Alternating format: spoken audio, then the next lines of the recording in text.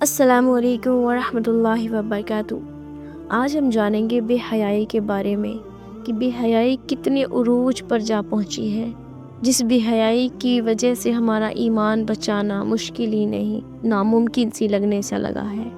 جہاں دنیا کی چمک دھمک زیادہ ہے، وہاں لوگ اندھے ہو جاتے ہیں۔ وہ اپنے گناہ اور اپنی گندگیاں لے کر آپ کی پاک وہ دامنی کو بھی گندے کرنے کے لیے آ جاتے ہیں۔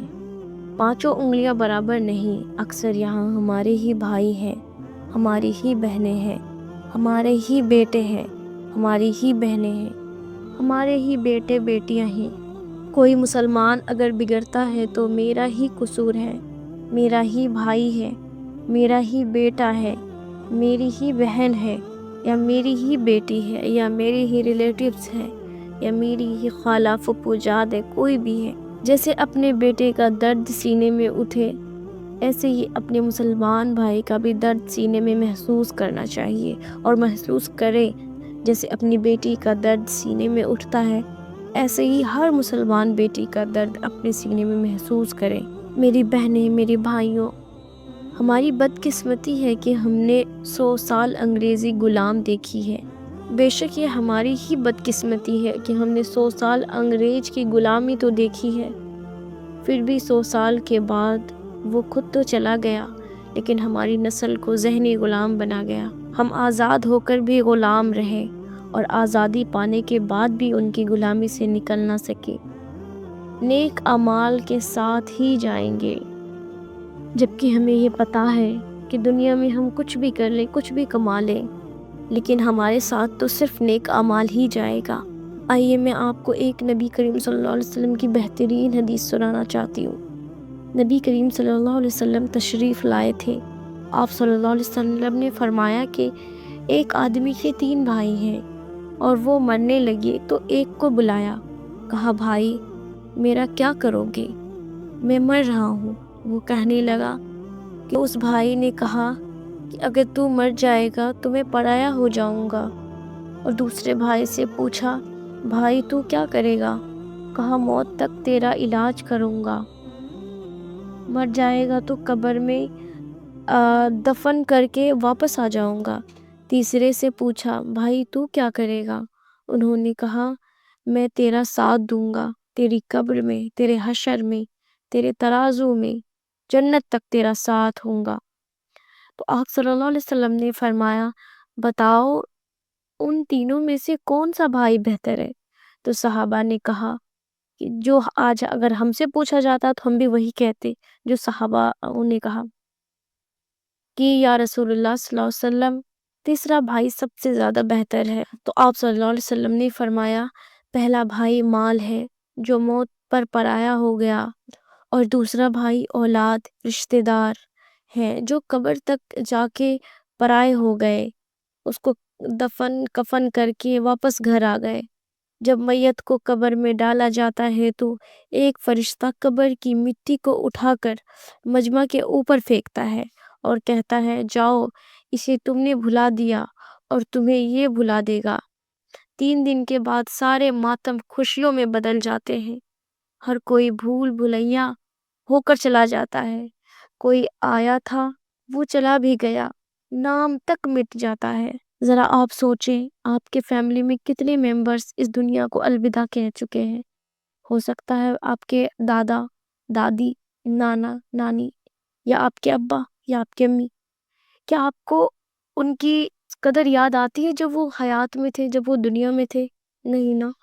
آج وہ مر گئے، آپ اس کو یاد تک نہیں کرتے۔ تو ذرا سوچیں، آج کی جنریشن کو دیکھتے ہوئے سوچیں کہ آج اگر ہم مر جائیں گے، اگر میری موت ہو جائے گی تو کیا میری اولاد، میرے بھائی بہن، کیا وہ ہمیں یاد کریں گے؟ جو ابھی ہم زندہ ہیں تو وہ سلام تک نہیں کرتے، ملنے نہیں آتے، زندہ ہونے کے باوجود بھی ہم سے سلام و دعا نہیں کرتے، ہم سے ملاقات نہیں کرتے، ہمارے سکھ دکھ میں آتے نہیں ہیں۔ تو کیا آپ کو لگتا ہے کہ آپ کی یہ ریلیٹیوز یہی آپ کے بھائی، یہی بہن آپ کے مرنے کے بعد کام آئیں گے، آپ کے مرنے کے بعد آپ کو یاد کریں گے؟ اگر ایسا سوچ رہے ہیں تو یہ غلط فہمی پالنا چھوڑ دیں۔ جس طرح آپ اپنے بزرگوں کو بھول گئے، اسی طرح آپ کے ریلیٹیوز، آپ کے اولاد، آپ کے والدین، آپ کے بیوی بچے، آپ کے شوہر اسی طرح آپ کو بھول جائیں گے، بلکہ اس سے بھی زیادہ جلدی بھولیں گے جیسے جنریشن آج کے ٹائم پر ہے۔ آپ اس خوش فہمی میں بالکل بھی نہ رہیں کہ میں مر جاؤں گا تو میرے جو پیچھے رہ جائیں گے وہ میرے لیے مغفرت کی دعائیں کریں گے، میرے لیے صدقہ و زکوٰۃ کریں گے۔ آپ کو اس وقت جب آپ دنیا میں ہیں آپ کو 1000 روپیہ 5000 روپیہ کوئی نہیں دے گا، تو آپ کس خوش فہمی میں جی رہے ہیں کہ آپ کے مرنے کے بعد آپ کے آخرت کو بہتر کرنے کے لیے صدقہ و زکوٰۃ کریں گے، قرآن پڑھ پڑھ کے آپ کے لیے بخشوائیں گے؟ بلکہ آپ اپنی آخرت خود تیار کریں، اپنی آخرت خود بہتر کریں۔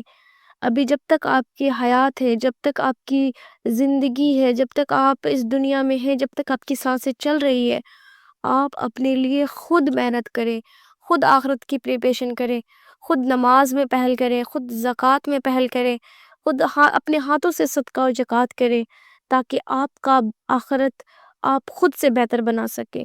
آپ دوسروں کے بلبوتے پہ نہ اچھلیں۔ جس قدر آپ اپنے رشتہ دار کو بھول چکے ہیں، جو دنیا سے چلے گئے ہیں، جس طرح آپ بھول گئے ہیں، اسی طرح آپ کی اولاد بھی آپ کو بھلا دے گی۔ لہٰذا اپنی آخرت کی سوچ فکر آپ خود کریں، اپنی آخرت کو خود سنواریں۔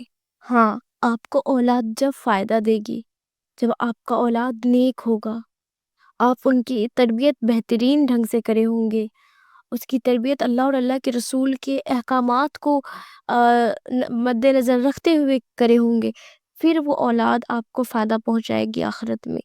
بہرحال آج کا ہمارا کہنے کا بس اتنا ہی مقصد تھا کہ دنیا میں کوئی کسی کا نہیں ہوتا، کوئی کسی کا بھی نہیں۔ آج آپس سے محبت ختم ہو چکی ہے، بھائی بھائی سے محبت نہیں رہا، بہن بہن سے محبت نہیں رہی، اور اولاد کو اپنے والدین سے محبت نہیں رہا، شوہر کو بیوی سے نہیں، بیوی کو شوہر سے نہیں۔ دنیا میں یہ حالت ہے تو کیا آپ کے مرنے کے بعد آپ کو کون یاد کرے گا؟ آپ سے میرا یہی ریکویسٹ ہے کہ اپنی آخرت بہتر کرے۔ یہ وقت دن و دن ختم ہوتے جا رہی ہے، یہ جو ہمارا جو ٹائم ہے نا، ہمارا دیکھتے دیکھتے ختم ہو رہا ہے، اور ہم دیکھتے دیکھتے ہی موت کے قریب جا رہے ہیں، قبر کے قریب جا رہے ہیں۔ ہمیں لگتا ہے کہ 2025 آ گیا اور نیا سال آ گیا، ہماری زندگی سے ایک سال ختم ہو گیا۔ ہمیں جس چیز کے افسوس منانا چاہیے، بلکہ ہمیں 2025 آیا اس میں اپنی آخرت کی پوری جوش شور سے تیاری کرنی چاہیے۔ نہ جانے ہماری قسمت میں 2026 لکھا ہے بھی یا نہیں، 2027 میں جا پاؤں گی یا نہیں جا پاؤں گی۔ یہ سوچ کے اپنی آخرت کی تیاری خود کرے اور بہت ہی فاسٹ کرے۔ میں آپ کو ایک ایگزامپل دینا چاہتی ہوں۔ کوئی انسان جو کہیں کمانے جاتا ہے، لائک دیٹ کوئی بہار کے دلی گیا کمانے کے لیے پیسے، جب وہ واپس اپنے گاؤں یا گھر جائے گا تو کیا کرے گا؟ وہ خالی ہاتھ جائے گا؟ نہیں نا، وہ کیا کرے گا؟ پیسے جوڑے گا، اکٹھا کرے گا، کچھ سارو سامان تیار کرے گا، اور ٹکٹ 1 مہینے پہلے کا ہوگا، لیکن تیاری 1 مہینے پہلے کرے گا وہ، کہ فلاں ڈیٹ پہ فلاں دن میں ہمیں واپس جانا ہے۔ تو وہ کیا کرتا ہے؟ پوری تیاری کرتا ہے، کچھ پیسے لیتا ہے، کچھ کھانے پینے کے لیے سامان لیتا ہے، کچھ پہننے کے لیے کپڑے لیتے ہیں اچھے اچھے، اور اپنے بیوی کے لیے، اپنے بچوں کے لیے، اپنے والدین کے لیے بہت سارا سامان لے کے جاتے ہیں۔ ایک دنیا میں ایک جگہ سے دوسری جگہ جانے کے لیے ہم اتنی تیاری کرتے ہیں، اور دنیا سے جانے کے لیے اور آخرت جانے کے لیے، دنیا سے آخرت جانے کے لیے ہماری کوئی تیاری نہیں۔ یہ تو بہت بڑی حماقت اور بیوقوفی ہے، کیونکہ جس طریقے سے یہ ٹائم گزر رہا ہے، یقیناً ہمارا موت اور ہم قبر کے قریب ہوتے جا رہے ہیں۔ ہر ایک ایک منٹ، ہر ایک ایک لمحہ، ہر ایک ایک سانس، ہر ایک ایک سیکنڈ، ہر ایک ایک منٹ، ہر ایک ایک گھنٹہ ہمیں یاد دلا رہا ہے کہ تم موت کے قریب جا رہے ہو، تم قبر کے قریب پہنچ رہے ہو۔ قبر آواز دے رہی ہے کہ تم اب تیاری کر لو، اب تیاری کر لو، کیونکہ تمہارا وقت قریب آ گیا ہے، تم میرے قریب آ رہے ہو۔ قبر آواز دے رہی ہے، ایسا لگ رہا ہے کہ موت ہمارے پیچھے چل رہی ہے، قبر آگے ہمارا انتظار کر رہی ہے، اور ہم اس دنیا میں لٹکے پڑے ہیں۔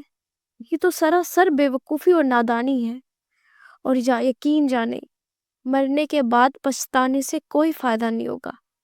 لہٰذا جب تک آپ کی جسم میں، جب تک آپ کی باڈی میں سانس ہے، تب تک آپ اللہ کو راضی کر لیں۔ نہ جانے یہ سانس کب رک جائے، نہ جانے یہ ہماری زندگی کب دھوکہ دے جائے، کیونکہ زندگی کسی سے وفا نہیں کرتی، لیکن موت کسی سے دغا نہیں کرتی۔ موت کا جب ٹائم ہوگا وہ اپنے وعدے کے مطابق آ جائے گا، لیکن زندگی کا کوئی ٹھکانہ نہ کب یہ دھوکہ دے دے۔ اس لیے موت کے آنے سے پہلے موت کی تیاری کر لیں۔